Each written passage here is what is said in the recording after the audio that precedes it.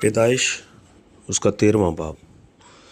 اور ابراہیم مصر سے اپنی بیوی اور اپنے سب مال اور لوط کو ساتھ لے کر کنعان کے جنوب کی طرف چلا، اور ابراہیم کے پاس چوپائے اور سونا چاندی بکثرت تھا، اور وہ کنعان کے جنوب سے سفر کرتا ہوا بیتیل میں اس جگہ پہنچا جہاں پہلے بیتیل اور عئی کے درمیان اس کا ڈیرا تھا، یعنی وہ مقام جہاں اس نے شروع میں قربانگاہ بنائی تھی، اور وہاں ابرام نے خداوند سے دعا کی۔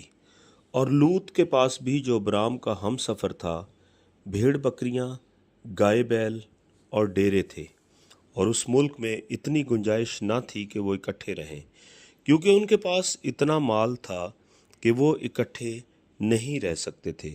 اور ابرام کے چرواہوں اور لوط کے چرواہوں میں جھگڑا ہوا، اور کنانی اور فرزی اس وقت ملک میں رہتے تھے۔ تب ابرام نے لوط سے کہا کہ میرے اور تیرے درمیان اور میرے چرواہوں اور تیرے چرواہوں کے درمیان جھگڑا نہ ہوا کرے، کیونکہ ہم بھائی ہیں۔ کیا یہ سارا ملک تیرے سامنے نہیں؟ سو تو مجھ سے الگ ہو جا۔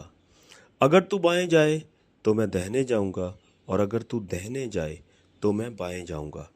تب لوط نے آنکھ اٹھا کر یردن کی ساری ترائی پر جو صغر کے طرف ہے نظر دوڑائی، کیونکہ اس سے پیشتر کے خداوند نے سدوم اور عمورہ کو تباہ کیا۔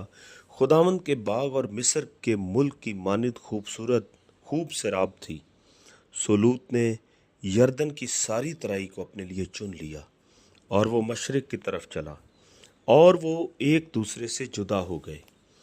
ابرام تو ملک کنعان میں رہا، اور لوط نے ترائی کے شہروں میں سکونت اختیار کی، اور سدوم کی طرف اپنا ڈیرا لگایا۔ اور سدوم کے لوگ خداوند کی نظر میں نہایت بدکار اور گنہگار تھے۔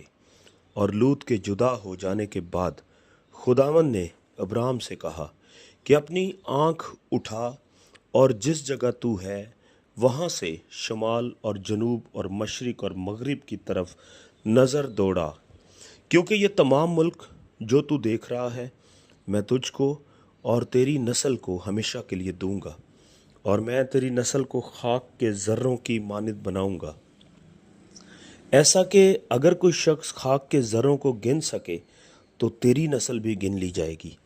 اٹھ اور اس ملک کے طول و عرض میں سیر کر، کیونکہ میں اسے تجھ کو دوں گا۔